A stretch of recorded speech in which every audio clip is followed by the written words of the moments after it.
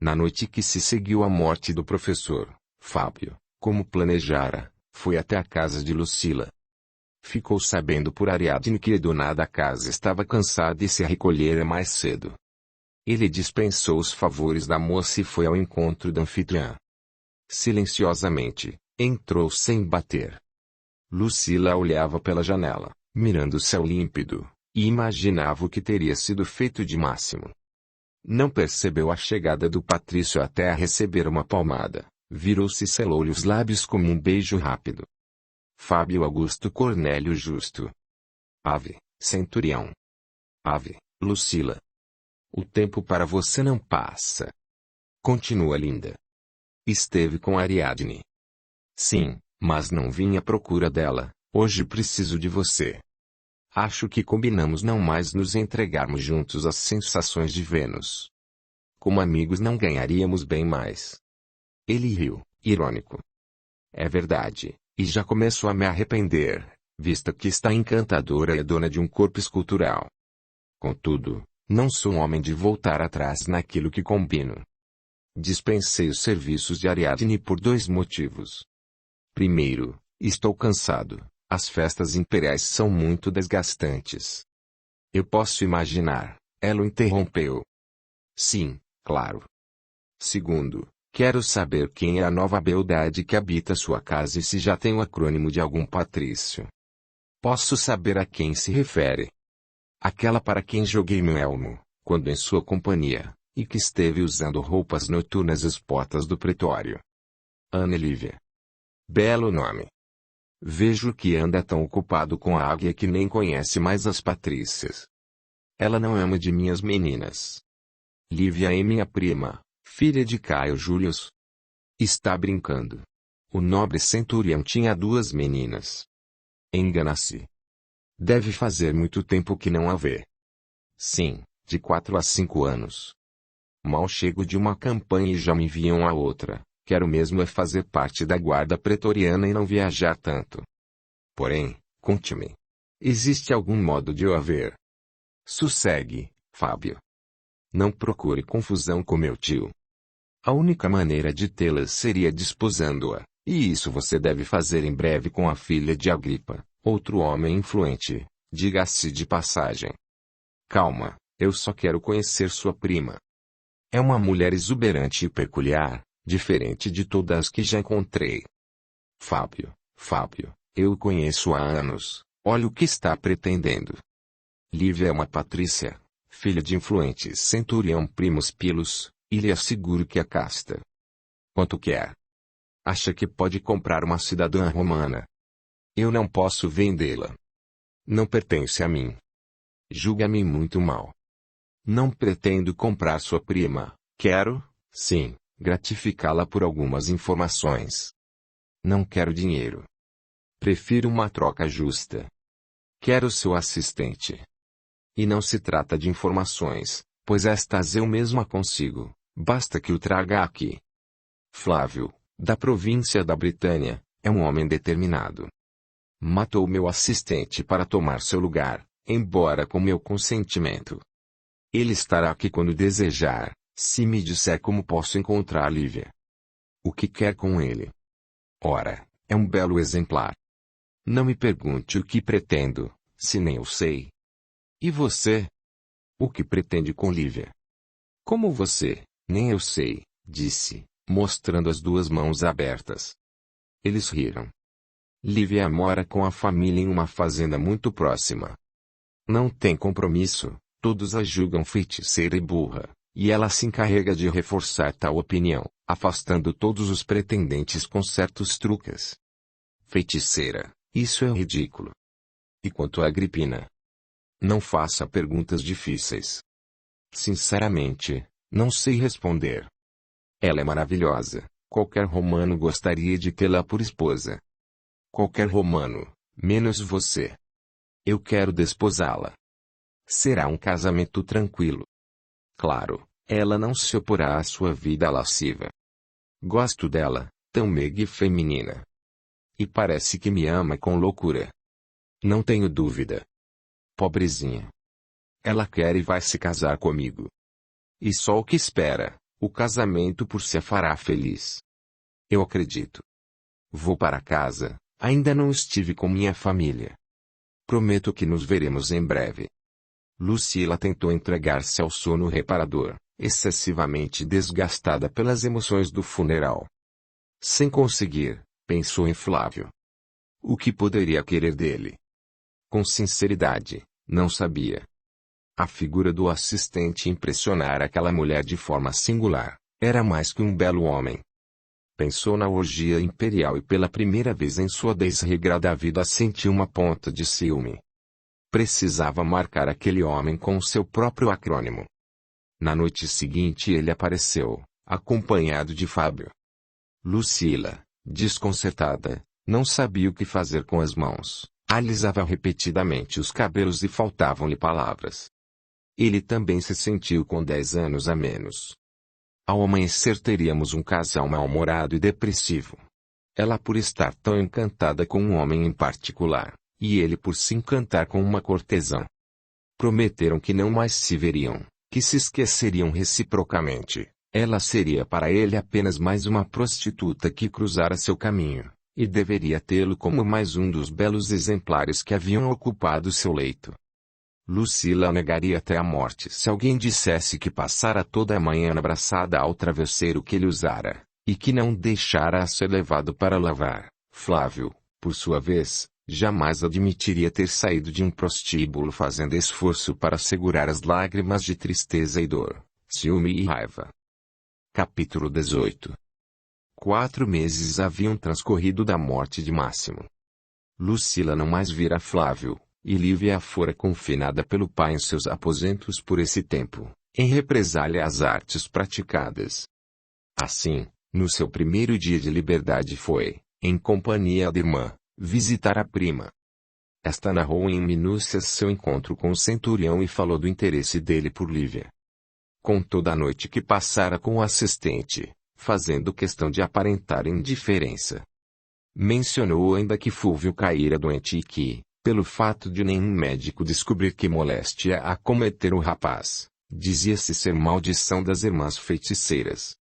Não fizemos nada contra ele, Júlia reagiu ofendida. Ainda não, só que eu prometi fazer.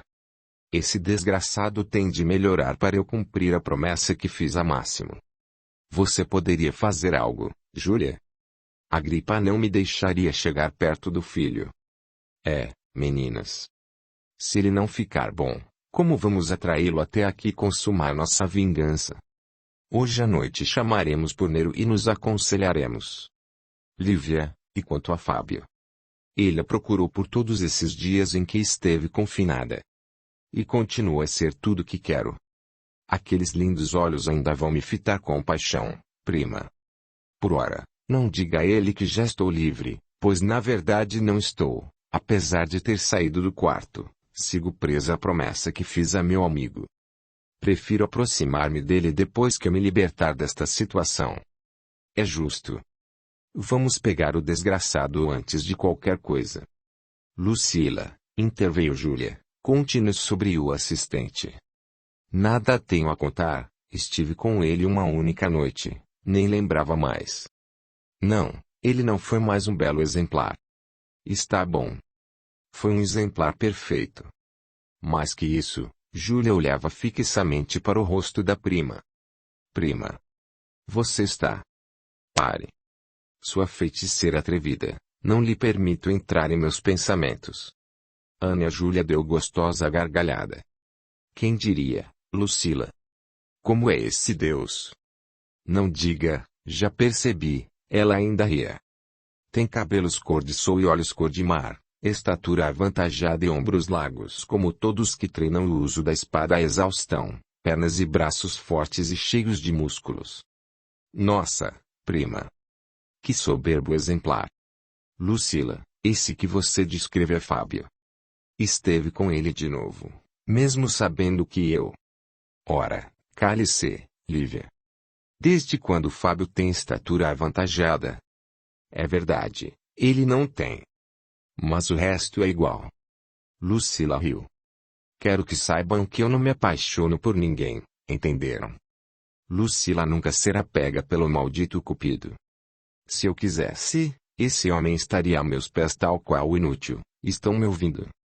Lívia acreditava piamente. Quanto à irmã, fez cara de desdém e deu por encerrado o assunto. A cortesã, temerosa do olhar de Júlia, que parecia despir seu espírito, dirigiu-se à janela dando as costas para a prima. A visão da luxuosa liteira pertencente à família de Agripa chamou-lhe a atenção. Vejam, primas. Chegando à janela, as moças puderam examinar o interior da liteira, já que olhavam do segundo piso. Um abatido e pálido Fúvio, recostado em ricas almofadas, quase não conseguia permanecer sentado. Parecia catatônico. Agripa deve estar levando o filho a mais um dos incontáveis médicos que não resolvem o problema. Lívia não emitiu nenhum comentário. Saiu do quarto a correr e quando começava a descer as escadas caiu, venceu o resto dos degraus escorregando sentada, sem parar para sentir a dor. Ganhou a rua e deteve a liteira de Agripa. Júlia desceu no encalço da irmã e Lucila ficou observando da janela. O que quer? Já não basta o estado em que deixou meu filho, com a sua magia. Eu não fiz nada contra seu filho, mas sei o que acontece com ele. Como pode saber, se nenhum médico sabe? E logo você, que é tão burra, faria o que nenhum discípulo de Esculápio pôde. Eu sei o que acontece com ele. A maldade incrustada em seu espírito atraiu essa doença. Posso ajudá-lo, e não porque seja menos má, eu o quero de pé para derrubá-lo com minhas mãos. Maldita seja, sua bruxa. Não obstante, se pode ajudar meu Fúvio, faça-o e perdoarei todas as ofensas que você e sua irmã comparsa já endereçaram à minha família. Não quero seu perdão, já citei o motivo pelo qual o ajudarei. E não admito que nos desrespeite, quando somos as únicas com poder de salvar seu filho, interferiu Júlia. Se não contar com nossa intervenção, breve ele habitará o reino de Plutão. Depois olhou para a irmã, interrogativamente. Embora conhecesse o próprio poder de cura, não entendia o arrobo com que Lívia reagira ao avistar a liteira de Agripa. Ordene que todos se afastem da liteira. Lívia disse a Agripa. Faça isso inclusive você. Agripa estava tomado de ódio pelas irmãs. Mesmo assim, era sua última opção. No íntimo achava que a doença era obra das duas e que só elas poderiam desfazer o mal. Portanto, entre gritos e chicotadas afastou os curiosos e se distanciou também. A sós com o Patrício, Lívia, mirando dentro da liteira, sorriu docemente. Meu querido, o que se passa com você? Júlia custava crer na afabilidade da irmã para com o odiado inimigo. Entretanto, manteve-se calma, esta era parte dela no trabalho de ambas. Não entendo sua presença aqui, ela prosseguiu. Afirmou que esperaria por mim no Elysium e confiou-me a desforra. Por acaso acha que eu não cumprirei o que lhe prometi no seu último momento? Máximo, se continuar perto de Fúvio ele logo estará ao seu lado, impedindo-me assim de cumprir a promessa que lhe fiz. E olhe. Para isso acontecer ele deverá ficar forte, pois debilitado como está jamais procuraria a casa de Lucila, local onde faremos a troca, visto que ela tem todos os instrumentos apropriados. Venha, querido amigo, abriu os braços, deixe esse calhorda sarar, para sentir o peso da nossa vingança. Máximo desceu da liteira e tentou abraçar a pupila. Seus braços não conseguiram tocá-la, o que desorientou o pobre espírito. Lívia elevou as duas mãos abertas e ali justapôs as suas, como se houvesse uma barreira invisível entre elas. Aurélia. Onde está Aurélia? Estive em minha casa e não a encontrei. Está desamparada. Não tem família em Roma. Voltou para a Britânia, onde residem os seus. Não se preocupe. Dei a ela quantia substancial. Obrigado, minha amiga. Então vou para casa descansar. Se precisar de mim é só a chamar, e na ocasião da troca quero estar presente. Vou chamá-lo sempre que tiver saudade. Audiolivro realizado pelo canal Surya Chand Audiobook. Máximo desapareceu. Lívia, ainda secando os olhos, saiu de perto da liteira. Júlia entrou no veículo e impôs as mãos sobre Fúvio, que abriu os olhos, assustado com a presença da moça, deu um grito. Agripa correu para o filho e sua surpresa foi tão grande que, abraçando o primogênito, custava acreditar, o rapaz, cujo estado era pouco antes alienado e abatido, parecia ter recuperado a razão instantaneamente e até manifestava desejo de fazer uma refeição. Não deixe esse cretino comer um leitão inteiro, Júlia alertou. Dê a ele coisas leves, até que se livre da fraqueza decorrente da fome e da desidratação. Suma daqui, criatura das trevas. Acaba de provar que vocês o enfeitiçaram, já que devem ter lhe dado o antídoto. Nunca mais cheguem perto de minha família.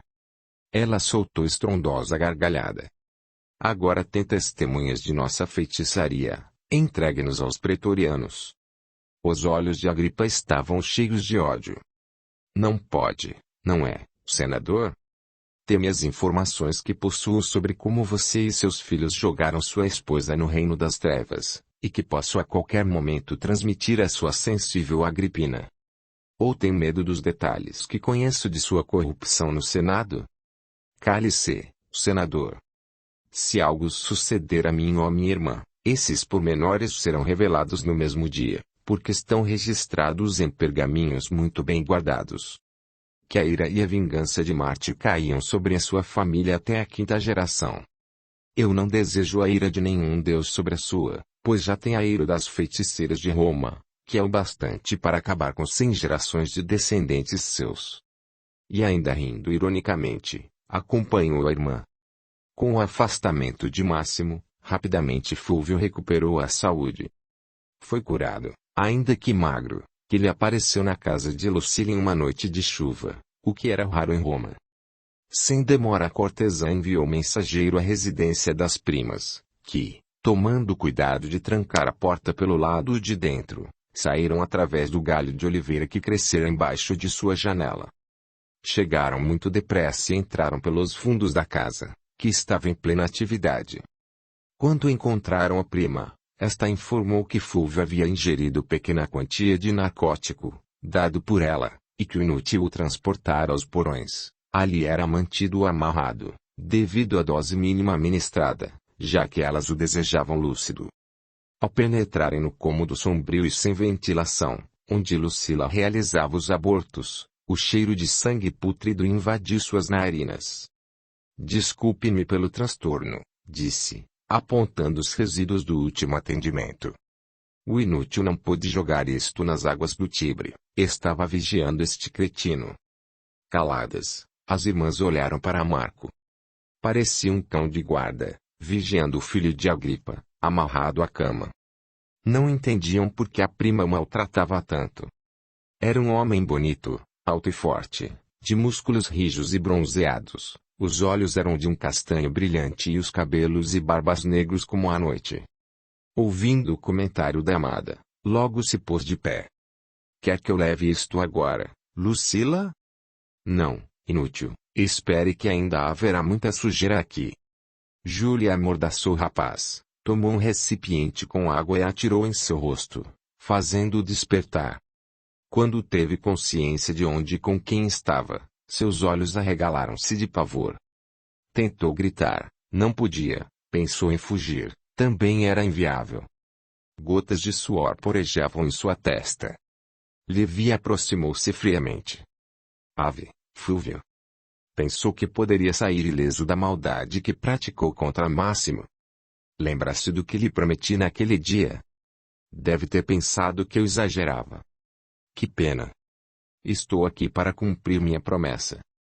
Você, ao mandar prender meu professor, só o fez porque não pôde fazer a mim, logo, eu me sinto em parte responsável por isso. E por falar em Máximo, preciso chamá-lo para presenciar nossa vingança. Fechou os olhos e concentrou-se na imagem do amigo, que passou a integrar a numerosa população de desencarnados presentes. Eles faziam alarido ensurdecedor, diante da barbaridade que estava prestes a acontecer naquele já tão mal habitado recinto. Consciente da presença do amigo, Ela vagarosamente apanhou um objeto muito afiado e começou por cortar a túnica de Fúvio de alto a baixo. Nesse momento ele começou a tremer de pânico. Devia ter tremido antes de mandar prender Máximo. Lívia falou com raiva, sem nenhuma comiseração pelo rapaz aterrorizado e indefeso. E, sem pensar, executou sua nefasta promessa. Ao finalizar, indagou: ainda duvida do meu poder? Tendo o asco estampado no rosto, Lívia jogou o improvisado bisturi e saiu sem dizer nada. Júlia acompanhou e, sem trocar uma palavra, chegaram em casa, adentraram seus aposentos e se recolheram. Também, nada havia para ser dito. Com o sangue a correr, Fúvio ia perdendo a vitalidade, permanecia lúcido e para ele o tempo passava rápido demais. Lucila então, num gesto impaciente, executou e acabou com a agonia que já durava mais de uma hora. Ordenando a Marco que limpasse a sujeira, voltou às atividades de sua badalada casa, com calmo sorriso nos lábios, como se nada tivesse acontecido. Nos dias que se seguiram, soldados armados procuraram em vão pelo assistente do prefeito, desaparecido sem deixar vestígios. Fúvio contara ao irmão que ia à casa de Lucila, porém, como já tinha tudo planejado, a cortesã arrastara o rapaz para seus próprios aposentos, e assim garantiu que ninguém o visse na noite fatídica. E quem poria em dúvida a palavra de tão nobres patrícios, que juravam a Agripa que o filho não aparecera por lá? E depois de exaustivas buscas, sem achar o rapaz, posto que Marco era perito em ocultação de cadáveres, o comentário era que as irmãs feiticeiras o haviam feito evaporar. Fúvio, uma vez separado do corpo, foi recebido por seu inimigo Máximo. E os dois espíritos perturbados passariam longo tempo a se engalfinhar pelas ruas de Roma, nutrindo um ódio que já vinha de eras remotas e que era impossível determinar com precisão até onde iria, se ambos não decidissem vencê-lo. Lívia esteve reclusa em seus aposentos por dias. Na verdade, não se sentia realizada após ter consumado a vingança. Lavava as mãos várias vezes ao dia e ainda sentia repulsa de comer um alimento tocado por elas. As imagens apavorantes e cruentas das mutilações pareciam vivas e não a deixavam.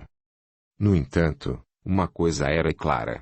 Sentia asco, não arrependimento, nem mesmo remorso, faria tudo de novo se fosse preciso. Em bela manhã ensolarada ela saiu do quarto e, comparando-se à lendária fênix, disse haver renascido das próprias cinzas. Decidiu esquecer as circunstâncias trágicas que tinham envolvido Máximo e Fúvio, virar a página e retomar sua vida no ponto anterior à ocorrência, antes que enlouquecesse. Na ilusão de ter apagado seu crime, seguiu o curso da existência, sem imaginar que ele ficaria gravado nos arquivos de sua alma, até que sucessivas vivências na dor abençoada que nos leva ao amor pudessem extirpar aquela chaga. A misericórdia divina, atenta às nossas necessidades, trata invariavelmente de supri-las, nem sempre como queremos e sim da maneira que precisamos. Por essa razão, naquela manhã, ao cavalgar sem destino certo, Lívia nem percebeu quando deixou os domínios do pai, subiu uma montanha e sentou-se em seu cume. Ao longe Roma assemelhava aos seus olhos majestosa rainha, cercada pelas 7 colinas que mais pareciam sua guarda pessoal, soldados fiéis ao seu redor. Contemplando-as, lembrou-se da voz de Máximo repetindo incansavelmente o nome de cada uma. Palatino, Aventino, Campidólio, Quirinale, Viminale, Esquilino e Célio. Sentiu angústia e raiva de si própria. Prometera-se não recordar o amigo, para consequentemente esquecer o inimigo. Exorcizou os dois e, ao tentar fixar-se na imagem de Fábio Augusto, seus lábios se contorceram em belo sorriso. Porque Agripina tinha de ser sua prometida. E se ele estava para se casar, por que perguntara dela para Lucila? Seus pensamentos fervilhavam entre Máximo, Fúvio, Fábio e Agripina, quando ouviu passos atrás de si. Um homem de longos cabelos grisalhos, divididos a Nazarena, barbas também crescidas e prateadas e olhar profundo estava de pé às suas costas, trajava túnica marrom como o castanho aveludado de seus olhos, que ia até os pés. Não pronunciou palavra alguma, sentou-se ao lado dela e riscou o chão com um pedaço de madeira. Os traços se transformaram em um peixe. Lívia não entendeu o símbolo e continuou silenciosa. Um espírito iluminado que acompanhava o homem achegou-se à jovem e, usando de seu dom, soprou-lhe ao ouvido uma frase em grego, que ela repetiu com perfeição. Jesus Cristo Filho de Deus Salvador. Meu nome é Valério. Eu sou Lívia. Ele beijou a mão da moça e saudou. Que a paz esteja com você, minha irmã. Sem entender por que a chamara de irmã, Lívia apenas sorriu. Eu não tenho paz, algo de muito ruim se abate sobre mim. A paz está na consciência tranquila. O que a atormenta? Várias coisas, duas em particular. Uma que já fiz e outra que pretendo fazer, e não posso saber se está certo ou não. Essa dúvida não existe de fato, nosso coração sempre sabe se estamos agindo corretamente ou não. Sábio. Só que se uma das coisas já foi feita, não tem remédio. O que faço? O amor cobre a multidão de pecados. Preciso amar. Ninguém pode fazê-lo por você. Todos nós, ao nascer, trazemos um grande potencial para isto. Para o amor que traz a grandeza espiritual. Estranho, o meu segundo problema é justamente o amor. Eu quero amar, mas é um homem perigoso, por ele posso fazer de minha vida um inferno, eu presinto isso. Além de ser comprometido com outra moça de família nobre que está em conflito com a minha, tem muitas amantes. Eu sinto que tenho coragem para enfrentar tudo, apenas não sei se valerá a pena. E é imprescindível conhecer o limite entre a coragem e a estupidez. Você acaba de dizer que preciso amar, para apagar meus pecados, e agora sugere que meu amor é estupidez. O amor ao qual me referi não é um sentimento sensual por uma pessoa específica. Falo do amor universal, por todas as pessoas, por todas as criaturas. Falo do sentimento que abrange a todos.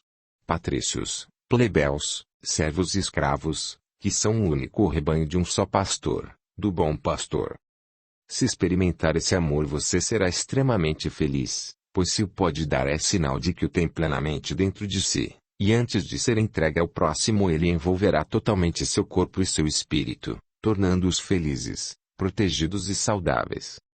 E quanto ao amor especial por uma pessoa, é realmente expressão divina, contanto que seja responsável e lícito.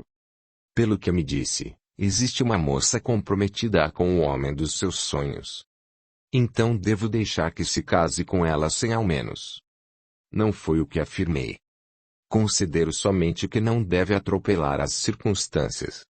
Se ele tiver de se unir a você, chegará a hora certa, senão, você estará passando violentamente sobre as pessoas e gerando sofrimentos que serão responsabilidade sua.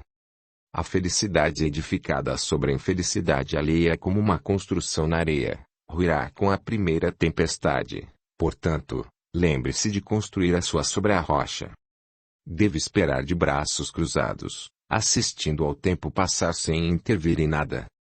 Você não tem a mais remota ideia do nosso poder de intervenção. Somos livres, somos a luz do mundo e o sal da terra. Logo, devemos interferir para iluminar e temperar. Gostaria de estar no lugar dessa moça. Seria bom ter alguém tentando tirar seu prometido? Ou dividi-lo com você? Você fala coisas estranhas, bonitas, porém difíceis de se compreender. Estranhas. São palavras do bom pastor. Bom pastor. Quem é ele? Aquele que deixa as 99 ovelhas no redil e... Espere. Não sabe quem é ele? Por Júpiter. Nunca ouvi falar. O velho homem mostrava-se desorientado. Adora Júpiter? Todos adoram, visto que é o pai dos deuses. Já os deuses de minha família é Marte, embora eu tenha verdadeira devoção por Febo e Minerva. Por quê? Qual é o deus de sua devoção? O Deus único, o Pai, o Criador. E seu enviado, o Redentor, nosso mestre e bom pastor. Quem são esses? Posso ser burra, mas deste assunto eu entendo, e nunca ouvi falar nesses deuses. Você disse Jesus Cristo Filho de Deus Salvador, quando eu desenhei o peixe. Eu disse isso. Sim. Não é cristã? Não. Está louco? A seita do Nazareno é perseguida e seus adeptos são jogados às feiras. Não tenho medo. Se quiser pode me denunciar. A morte não é o fim, e sim o começo de uma nova vida, que pretendo viver em uma das muitas moradas da casa do Pai, feliz ao lado do Mestre. Seus olhos miraram o firmamento e 2 lágrimas rolaram nas faces marcadas pelo tempo. Eu me sentiria maior que o próprio imperador, se pudesse ter a honra de morrer por Jesus, retribuindo assim seu nobre gesto de mais de 100 anos atrás, quando morreu por mim. Isso é estupidez. Como o judeu morreu por você, que nem era nascido. Ele morreu por mim, por você, pequena Lívia, e pela humanidade inteira que habita e ainda virá habitar este mundo. Não precisava morrer, nem precisava nascer, fez isso para trazer sua mensagem que deverá sobreviver aos séculos. Mas para que assim aconteça, alguns sacrifícios terão de ser feitos. E se o Mestre achar que sou suficientemente digno para morrer pelo cristianismo, muito ditoso serei, e se tiver de morrer na arena, entrarei cantando a alegria de ser recebido pelo bom pastor, que, tenho certeza, estará à espera de todos aqueles que souberem, como ele, dar a vida para que o evangelho se propague através do tempo. Sou fiel aos deuses romanos. Contudo, não posso negar que fiquei impressionada com o tamanho de sua fé e de seu amor pelo carpinteiro de Nazaré. Chega às lágrimas ao mencioná-lo. Deve ser muito bom confiar em alguém a esse ponto, sem dúvida ajuda nas horas difíceis. É consolador. Posso entender as diferenças de classes sociais, poder, beleza física, felicidade desdita conferidos a cada um. Nada disso é privilégio ou castigo, trata-se de provas que devemos vencer, e para tanto contamos diuturnamente com a ajuda do meigo, amoroso, terno, justo, sábio, humilde e manso de coração. Jesus de Nazaré. Valério chorava copiosamente, não conseguia segurar a emoção quando se referia ao mestre. Levi aproximou-se dele e secou-lhe as lágrimas. Por que se importa comigo, cristão? Eu me importo porque o Cristo se importa. Adore quantos e quais deuses quiser, ele não faz questão que o cultuem, nem quer saber em que templo realiza seus sacrifícios. Sua única preocupação é tê-lo em seus braços, e para isso basta viver no amor, que é seu maior mandamento. Ele se importa comigo?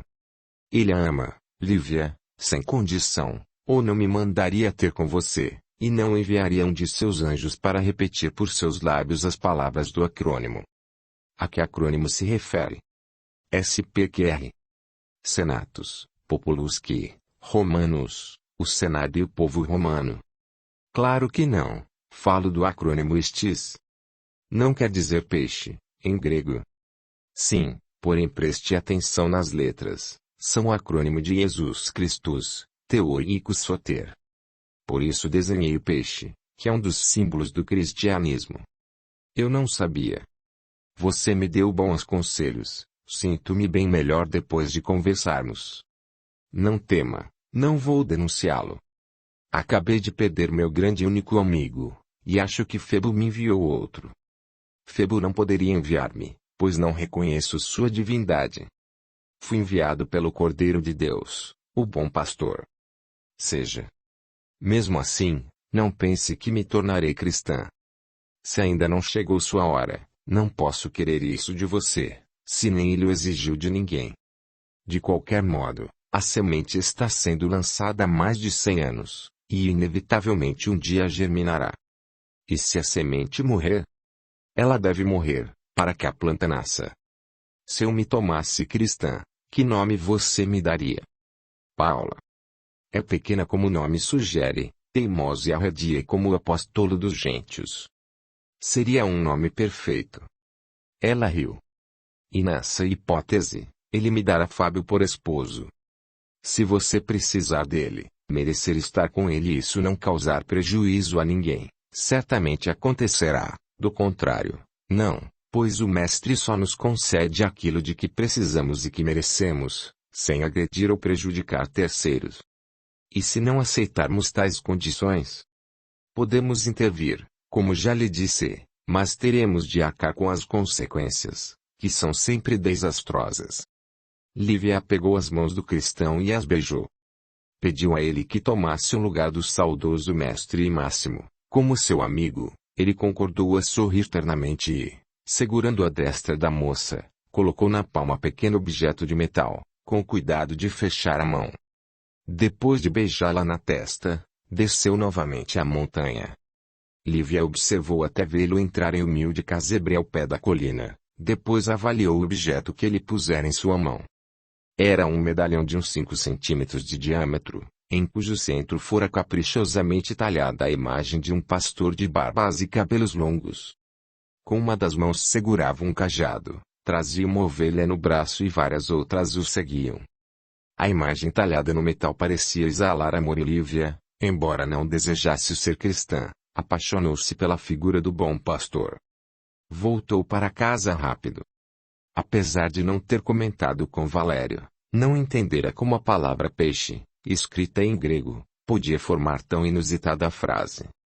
Encontrou Júlia no jardim e contou-lhe em minúcias o encontro com o homem na montanha, pedindo que a ajudasse a desvendar o misterioso acrônimo. A irmã sorriu. Lívia, se você tem o acrônimo e a frase que ele forma, não pode ser mistério. Ele se revela por si só. Veja. Escreveu a palavra em sentido vertical e a frase na horizontal, aproveitando as iniciais para formá-la.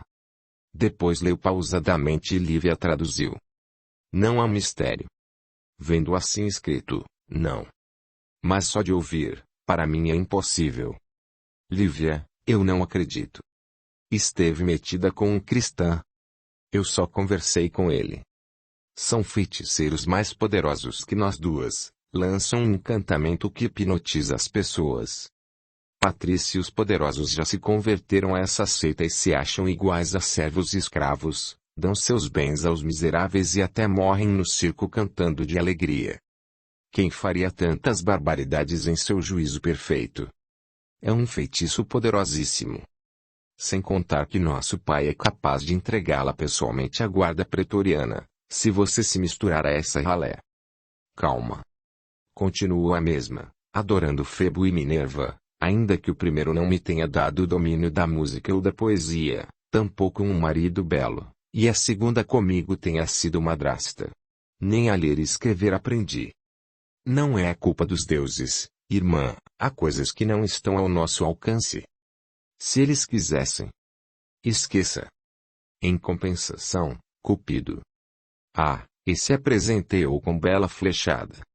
Ora, cale-se. Não quero falar nesse assunto. Se perguntarem por mim, diga que fui ao panteão. Preciso fazer algum sacrifício. A suntuosidade do templo era impressionante. Dotado de colunas que 3 homens não seriam suficientes para abraçar, tinha o chão e as paredes revestidos de mármore luminoso e perfumado. No altar, junto às estátuas dos deuses, uma chama era mantida acesa ininterruptamente, e a cúpula, que parecia flutuar, era de um dourado tão brilhante que dava a ideia de ter sido feita de ouro. De tempos em tempos uma virgem alimentava o fogo, que se fosse extinto, segundo acreditavam, despertaria a ira dos deuses. À esquerda das estátuas havia um altar destinado aos sacrifícios, macabro balcão de alvenaria onde toda a sorte de hóstia era imolada, para aplacar a fúria do vingativo e todo-poderoso Júpiter. Lívia adentrou o templo trazendo um casal de pombos para fazer seu próprio sacrifício. O que não esperava era ver no recinto Fábio Augusto ao lado da noiva, do sogro de outro patrício que ela sabia ser Juliano Augusto, pai dele. Casal prometido em companhia dos pais, no templo, só podia significar uma coisa: a bênção dos deuses para a união. Então eles estavam tratando do casamento, que deveria acontecer ali. Agripina olhou para ela e seu sorriso desapareceu. Lívia a encarou com ódio. Aquela que já não lhe era simpática estava ali programando seu casamento com o homem que ela desejava. Agripa sentiu a tensão entre as moças e mais uma vez odiou Lívia. Também Juliano, atento, percebeu algo estranho, principalmente quando o filho, tomado de inquietação, soltou a mão que a noiva pousara em seu braço. Agripa se aproximou e foi seguido pelos outros. Não pense que desistir de descobrir o que aconteceu ao meu Fúvio. Em algum momento você vai cometer um erro e eu vou pegá-la. Quero estar em um lugar privilegiado para vê-la entrar na arena, feiticeira. Acredita que eu evaporei aquele ridículo? Claro que não. Acho que você o matou. É uma assassina fria e cruel. E quem em Roma não é? Ainda assim, não pode imputar-me tal crime, não sem provas. Desgraçada, já ia avançar sobre ela quando Fábio interveio. Meu sogro, estamos em local sagrado. Respeite o recinto e nossa Patrícia. Ela é uma feiticeira, Fábio, lançou uma maldição no sentido de você nunca me amar. O centurião olhou para Lívia e sorriu de um jeito silencioso e divertido, seu rosto parecia infantil. Em seguida fitou a noiva e acalmou-a. Ela não é uma feiticeira, minha querida, visto que é você que amo. As palavras dele causaram efeitos antagônicos. Enquanto Agripina exultava e voltava a segurar seu braço, em Lívia elas penetraram como flechas, que causavam dor lancinante e acordavam o ódio que tinha pela rival desde eras remotas. Saiu do templo em seguida, sem olhar para trás e antes mesmo de sacrificar os pombos. Andou pelas turbulentas ruas da cidade eterna, olhou para o Tibre e desejou atirar-se nas águas infectas que corriam céleres, arrastando consigo todo tipo de dejetos. Sentou-se em pequena ponte que cruzava o rio, pensando em mil maneiras de matar Agripina e seu detestável pai. Deliciava-se com a imagem que criava na mente, dela própria a sangrar pai e filha com a adaga afiada. Estava decidida. Mesmo que fosse a última coisa a fazer antes de ir para Plutão, mataria Agripina antes do casamento. Ainda de olhos e coração fechados, ela sentiu que alguém se sentara ao seu lado. Muito assustada ao ver Juliano Augusto tão perto, não pronunciou palavra, apenas olhou interrogativamente para o patrício. Este, por sua vez, sem dizer nada, com pequeno objeto de metal riscou a pedra que pavimentava a ponte. Boquiaberta, Lívia reconheceu o peixe desenhado por Valério. É um cristão. E não tem medo de se revelar? Ou muito me engano ou estou diante do nobre ex-procurador de César. Se assim, sabe que posso denunciá-lo. Sou eu, e sou cristão. E você, se conhece o Stiz e não é cristã, quem é? Como me conhece?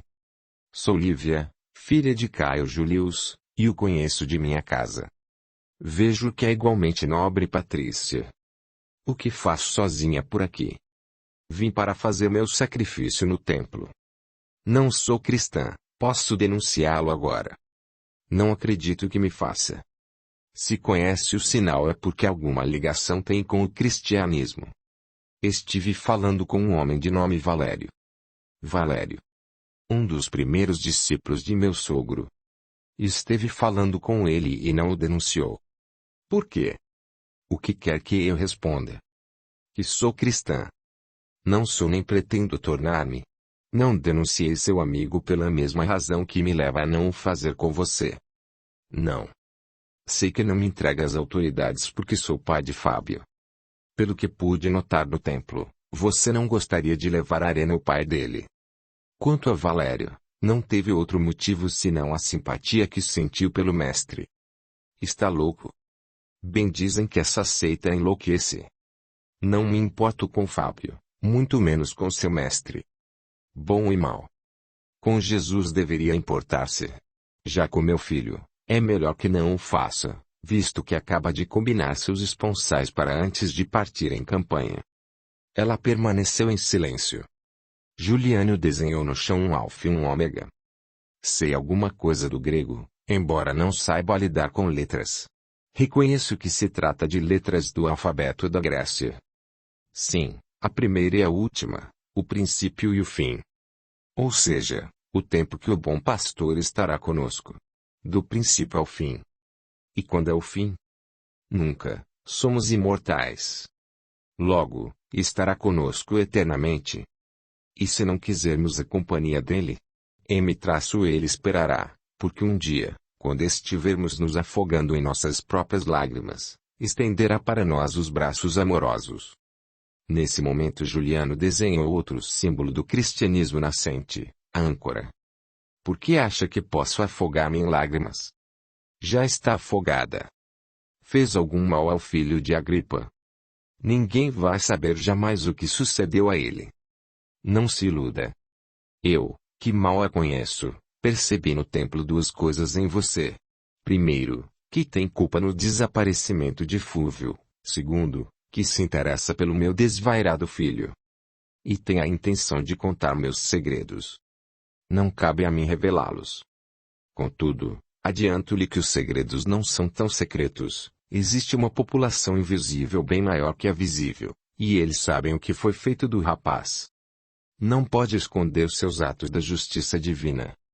Sairmos da vida sem pagar nossos crimes não significa que serão esquecidos, pois nossa consciência nos cobrará até o último cêntimo. Então a misericórdia do Pai Maior nos dá a oportunidade reparadora, que purifica o espírito e liberta a consciência para que possamos ser felizes. Esta é a condição única para a felicidade. A consciência tranquila. Minha consciência está tranquila, não acho que cometi nenhum crime.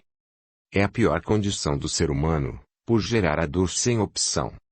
Veja bem, quando praticamos o mal e reconhecemos isso, o arrependimento nos leva ao desejo de reparar o erro cometido e, por consequência, amar, e o amor cobre a multidão de pecados. Em contrapartida, se nos julgamos corretos na prática do mal, há apenas uma forma de reconhecermos quanto erramos. Experimentar a lei de causa e efeito, a que chamamos pena de talião. Portanto, ou nos corrigimos praticando o amor ou sofrendo a mesma dor que infligimos a outrem. Não existem outros meios, e a escolha é sempre nossa. A imagem de Fúvio veio-lhe à mente. Teria de passar por mutilações para se redimir? E quanto a Agripina? Teria então de ver, impotente, um homem que amasse tirado de si. O tempo e os séculos vindouros responderiam que sim. Lívia optara pela dor. A despeito de tantas oportunidades de amar e tantos convites ao convívio diuturno com o mestre, escolher as facilidades de cultuar deuses mais implacáveis e cruéis que os próprios homens, cuja ira era velozmente revertida mediante polpuda oferta ou sangrentos sacrifícios, com os quais eles se viam perdoados e prontos para cometer outras atrocidades, num círculo vicioso de crimes e oferendas. Silenciosamente, Lívia soltou as asas das pobres avezinhas assustadas que trazia nas mãos e libertou uma a uma, acompanhando seu voo rasante sobre o Tibre. Liberte-se também, Lívia. Voe para sua redenção. Jesus é o caminho. Ela não respondeu. Saiu sem dizer nada e seguiu pelas ruas da cidade, sem a menor noção de onde iria. Olhou para o medalhão e pensou. Não quero cultuar um fraco, que se deixa crucificar sem resistência. Quero um Deus imbatível, feroz, fabuloso, que possa ajudar-me a resolver minhas questões. Como confiar em alguém que não salva nem a si mesmo? Capítulo 19. Enquanto isso, Fábio Augusto chegava em casa, após deixar a noiva e o sogro em sua residência, cheios de ódio. Para piorar, seu pai sumira, e Agripa ainda dissera que a feiticeira havia desaparecido com o patrício. Um serviçal abriu-lhe os portões e saudou reverente, coisa que ele nem percebeu. Sentia-se extremamente inquieto. Prisco VI, seu estimado general, o advertira a respeito de uma campanha para a província da Gália, onde fora instalado pelos nativos um conflito que assumira proporções tais que até o procurador já pensava em abdicar do cargo. Agripa, ante a notícia, apressara-se em planejar o ritual religioso de seus esponsais com a filha. Acompanhara ostenso ao panteão, o ocorrido tirara-lhe a já escassa a paz, e agora seu pai desaparecia como por encanto às portas do templo. Uma figura pequena vinha correndo pelo jardim e agarrou-lhe as pernas, chorando. Olá, menina. Que motivo tem tantas lágrimas? Tratava-se de Alexis, garota de mais ou menos 8 anos, filha de prisioneiros de guerra falecidos devido a maus tratos na viagem da Grécia a Roma. A família fora trazida na ocasião em que a 8ª Legião vinha de terras gregas, depois de travar batalha exaustiva contra invasores da ilha de Creta. Alexis tinha na época menos de 3 anos.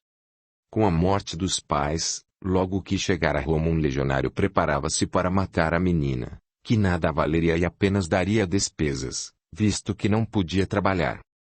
Fábio, num de seus raros impulsos de compaixão, retirou-a de cima de uma pedra, onde o cruel soldado a colocara para dar o golpe fatal com a espada, e levou-a para sua casa planejando dá-la para uma das servas gregas cuidar.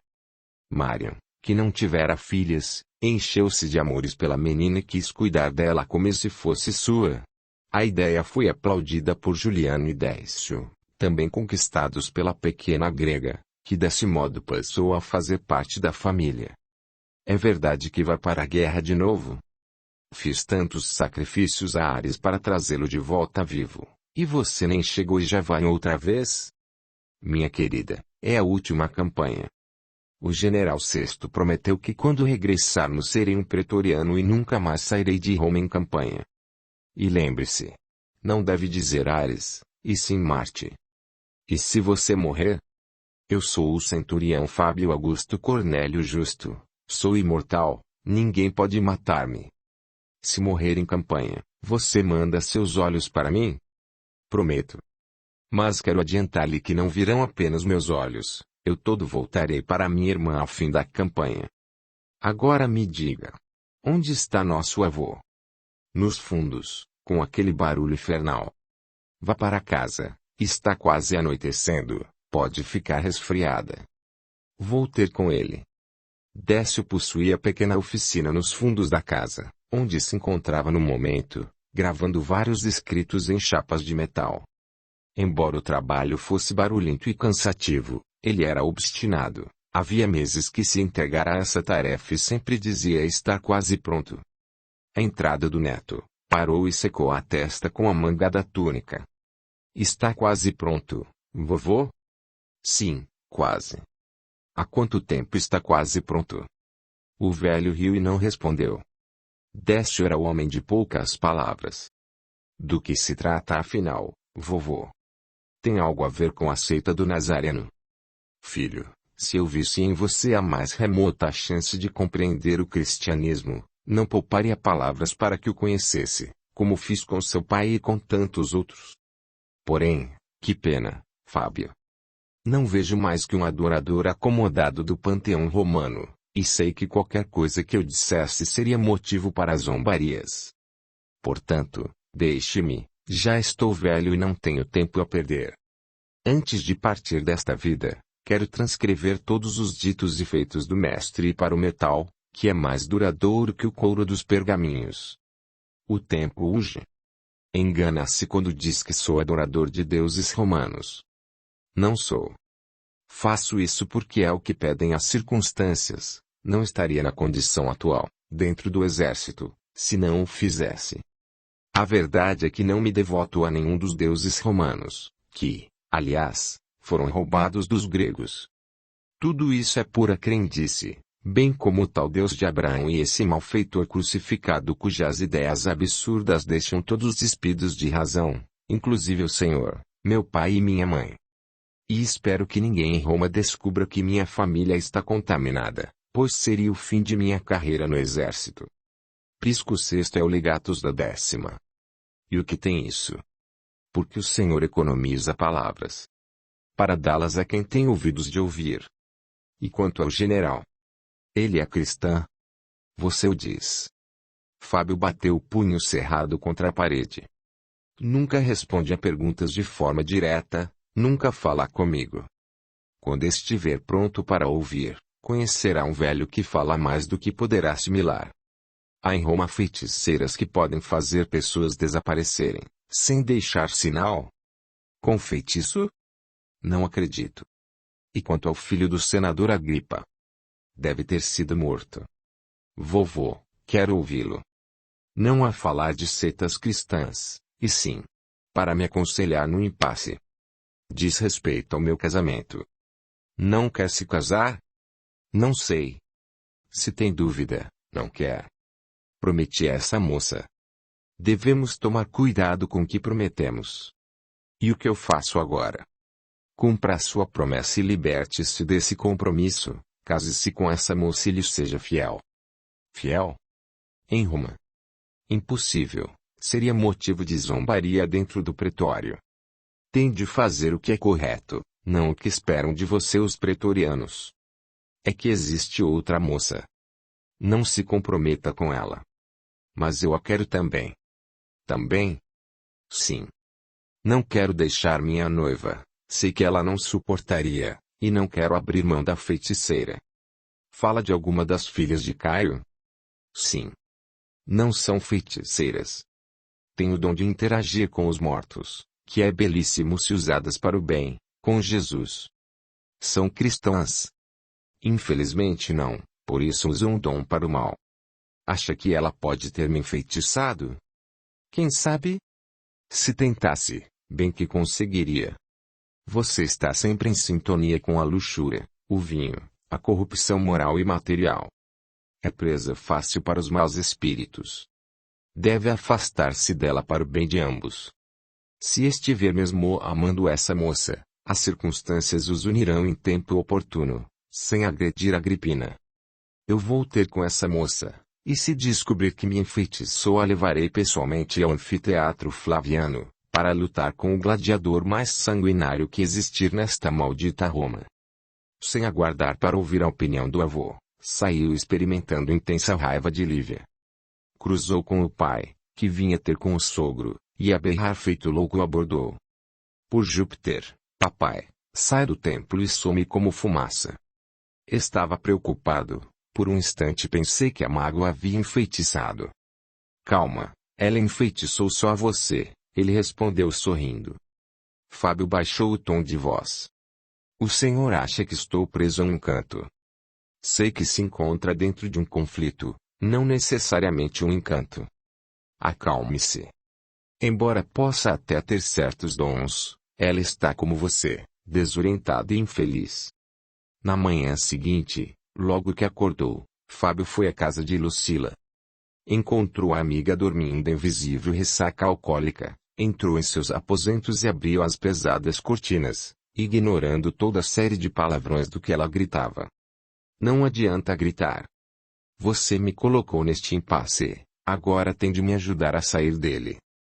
O que eu fiz para não poder ao menos dormir em minha própria casa? Aquela sua prima. Tenho razões para crer que me lançou um feitiço. Exijo que a faça reverter o encanto, ou matarei você e ela. Em primeiro lugar, bom dia. Em segundo, quem julga ser para exigir alguma coisa de mim, quando posso acabar com você em um minuto? Esqueceu-se por acaso de que sei que pertence à família cristã, que é amante da esposa de importante senador e que mantém Sabina com recursos surrupiados da Haga. Poupe-me, centurião. Nem César tem essa petulância para com Lucila, a conhecedora dos mais íntimos segredos de Roma e que os tem anotados e prontos para ser entregues se algum mal lhe suceder. Saia do meu quarto, no qual não lhe permiti entrar, e nunca mais tenha essa atitude arrogante comigo, pois não lhe dou tal intimidade. E se algum dia se tornar imperador, não entre em meu quarto sem bater. Se senador, pergunte antes se posso recebê-lo. Se legatus, procure saber se quero falar com você. Se comandante de coorte, envie mensageiro previamente. E enquanto for uma porcaria de centurião, mantenha-se longe de mim, contentando-se com os serviços de Ariadne enquanto eu não decidir que nem isso você terá. Agora, feche minhas cortinas e suma da minha frente que desejo dormir. Fábio sentiu ódio correndo nas veias, mas sem responder uma só palavra cerrou novamente as cortinas e deixou os aposentos e a casa de Lucila. Na calçada, um homem tocava a sua lira e entoava canções que exaltavam o imbatível exército romano e a divindade do imperador. Ele jogou algumas moedas para o menestrel e, tomando seu cavalo, rumou para as terras de Caio Július. Lívia e Júlia, em pequena clareira, mexiam suas poções em improvisado fogão de pedras quando foram vistas pelo irado centurião. Ele ficou observando a cena estranha. Júlia, à medida que terminava uma poção, colocava cuidadosamente o líquido em frasco marcado. Depois de tudo pronto, ela apagou o fogo e guardou os frascos num cesto. Ao chamar a irmã para voltarem para casa, o centurião apareceu de dentro dos arbustos, assustando as duas. Em nome do imperador, exijo saber o que fazem aqui. Remédios. Curar é algum crime contra Roma. As mãos que curam podem matar. Não é nosso caso. Somos discípulos de Esculápio e, se nos dá licença, precisamos levar estas poções aos doentes. Vá. A outra fica. Não pode prender minha irmã. Somos filhas de Caio Julius, cidadãs romanas, e não cometemos nenhum crime. Vamos, Lívia. Pode ir, Júlia, eu vou falar com o centurião Fábio Augusto. Captando a mensagem aí implícita, Júlia saiu do local. O que você quer de mim? Por que me atormenta dessa maneira cruel? Eu o atormento. Como, se nem o conheço? Acaba de dizer meu nome. Só sei qual é seu nome, nunca trocamos palavras, logo, não o conheço. Sei que possui poderes ocultos, e lançou sobre mim um encantamento que me está fazendo perder o controle de minha vida. Vim pedir que o retire e me deixe seguir em paz. Eu não fiz isso. Poderia ter feito, mas não fiz. Por Júpiter que não fiz. Mesmo porque, se o fizesse, não seria no sentido de atormentá-lo, e sim no de fazê-lo perder-se de amor por mim e não se casar com a Agripina. Até já me aconselharam a fazer isso, ao que respondi que só o queria a meu lado se me amasse, e não como resultado de um encantamento. Estou sendo sincera com você. O que eu ganharia em perturbá-lo? A voz dele, que até então era ríspida, tornou-se doce. E justamente isso que me atormenta, Ana Lívia.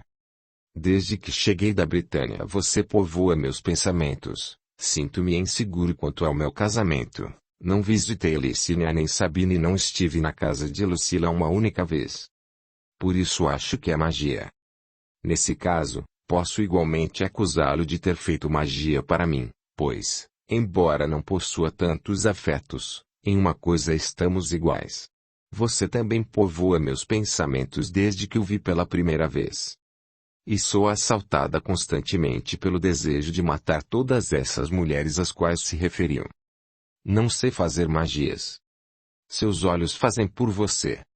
São encantadores como o mar e tão sedutores quanto olhos de serpente. Jura pelos deuses que não me enfeitiçou? Que isto que acontece comigo é nascido em mim. Quero que a ira de Plutão caia sobre mim, se algum dia usei seu nome em meus rituais, até porque esse tipo de encanto eu conheço e já fizemos para certas patrícias. Perde totalmente o efeito se o enfeitiçado vem a descobrir que foi vítima dele, pois chama outra pessoa para desfazê-lo. Quer dizer que eu estou amando você? Ela não respondeu. Estou apaixonado por você, e isso não pode acontecer. Comigo não. Olhe para mim. Eu não acredito. Estou ficando louco, estou obcecado por você. E de que adianta? Deve unir-se a Agripina. Se você for minha esposa, desistirei dela, como de todas as outras. E ainda que pareça estranho aos meus companheiros de armas, terei só você por todos os meus dias. Cuidado com o que promete. Estou consciente de minha promessa. Num arrobo irresponsável, Fábio tomou Olivia nos braços e beijou-a com paixão. Depois, ela indagou. Como pretende desfazer o compromisso com Agripa? Por ora não sei. Deve haver um jeito, tenho de pensar. Em alguns dias partirei em campanha para a Gália, e a previsão é retornarmos em 2 anos. Farei Agripa desistir do casamento antes da viagem. Posso argumentar não ser viável, por se tratar de campanha arriscada que envolve o perigo de eu não voltar, deixando sua filha viúva com dias de casada, o que restringiria a possibilidade de nova união para ela. Esse tempo será suficiente para eu saber o que fazer. Por enquanto, prometa que virá ter comigo todos os dias neste mesmo local, ao pôr do sol, até que eu parta. Estarei aqui à sua espera ao pôr do sol, inclusive quando estiver em campanha, e implorarei a Febo que o traga de volta. Acho que deve ser seu pai, visto que é o deus que mais se assemelha a você. Quando o vi entrar em Roma com uma lira às costas, pensei estar diante de Orfeu. Se me toma por Orfeu, será para mim Eurídice, de quem nem a morte poderá separar-me. Durante os dias que se seguiram, Fábio e Lívia entregaram-se ao romance proibido. O rapaz, conforme prometera, não estivera com os amantes ou em casa de Lucila. Em contrapartida, continuara a visitar a casa de Agripa, que se mostrava desgostoso com o adiamento da cerimônia no panteão. Todos os dias, ao pôr do sol, o centurião saía para ver a amada. Adriano, que não desistira de desposar Júlia, estava sempre rondando as vizinhanças da casa de Július, na esperança de ver a moça, e mais de 2 vezes encontrou o futuro cunhado naquelas propriedades. Um dia, porém, resolveu segui-lo e, tomado de indignação, viu o quase marido da irmã nos braços da feiticeira que matara seu irmão. Silencioso, correu a relatar o fato ao pai, o qual pediu que o segredo ficasse guardado entre eles, para ser revelado oportunamente. Quando a 10ª saísse em campanha, eles usariam para destruir a odiada bruxa, que antes poderia contar com a proteção do centurião, dariam o golpe que a destruiria quando ele estivesse longe. Havia também Agripina, que nunca deveria saber do caso, por isso teriam de agir com calma.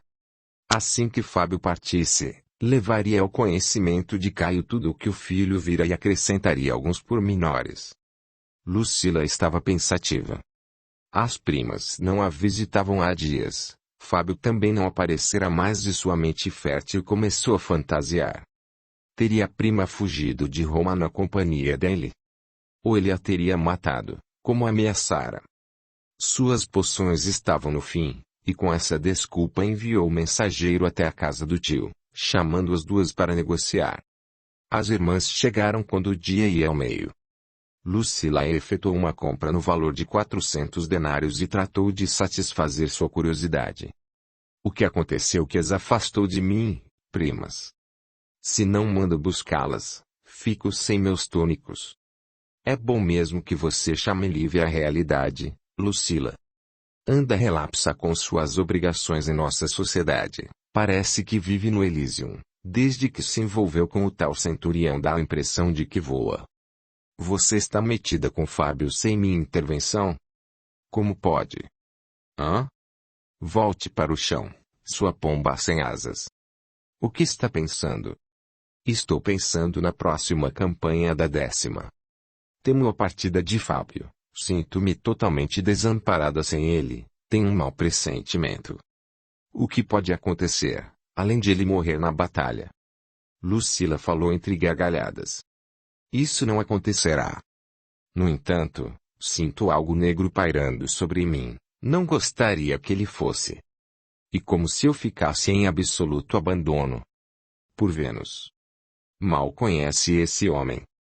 Como pode considerá-lo seu único protetor? Quando parte a 10ª? Em 2 dias. 2 dias. Tem certeza? Foi o que Fábio me disse. Por quê? Por nada. Agora vão. O pai de vocês pode ficar furioso outra vez. Lucila despediu as primas com um desassossego impróprio ao seu temperamento frio. Chegou a empurrá-las na direção da porta. Lívia estranhou a atitude tão deseducada da prima. Júlia, entretanto, disse calmamente. Lívia, não fique magoada com Lucila. Você não percebeu que ela entrou em pânico ao saber que a 10ª partirá em 2 dias? E esqueceu que Flávio é membro dessa legião? Nossa prima não concebe a ideia de ele partir largando um assunto tão mal resolvido. Ainda bem. Por um instante supus que estava apenas nos despachando sem cerimônia. Quer apostar como ela vai sair agora? Ocultas entre a multidão que tumultuava as ruas de Roma, elas viram quando a liteira de Lucila deixou a casa. E quer apostar como vai procurar por ele? Não. Preciso voltar para me banhar e arrumar. Breve o sol irá se pôr, sua expressão era travessa.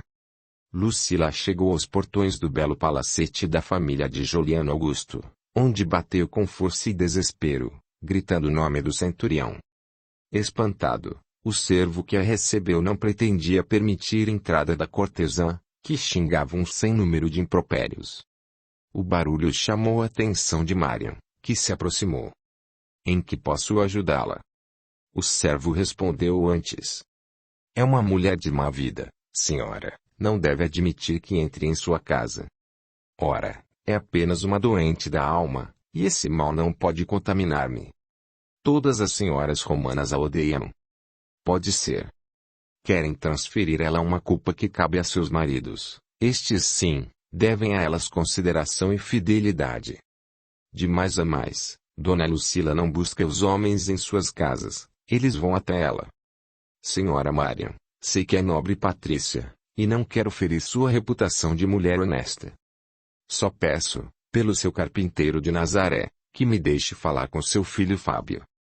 Para isso não preciso adentrar seu sagrado lar, peça a ele que venha falar comigo aqui na calçada.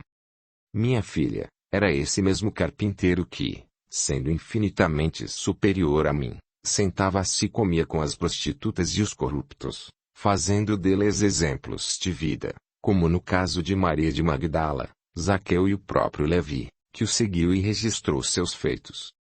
Não seria eu, e comparada a ele não passo de pó, queria ter preconceito pelas suas escolhas. E quando todos dizem que o seu dinheiro é fácil, eu não concordo, visto que deve ser extremamente difícil ter carinho com um homem que não amamos e que não nos ama. Essa intimidade, que na realidade é a expressão divina do amor conjugal, deveria ser dividida com quem amamos, por isso digo que seu dinheiro é muito difícil. Audiolivro realizado pelo canal Surya Chand Audiobook. Emociona-me com seu ponto de vista, e é justamente em nome dessa expressão divina que lhe peço para falar com seu filho. Oh, não se assuste. Não se trata dele. Não estou assustada. Quero que meu filho seja feliz, não necessariamente com uma Patrícia, pois somos todos irmãos. Entre.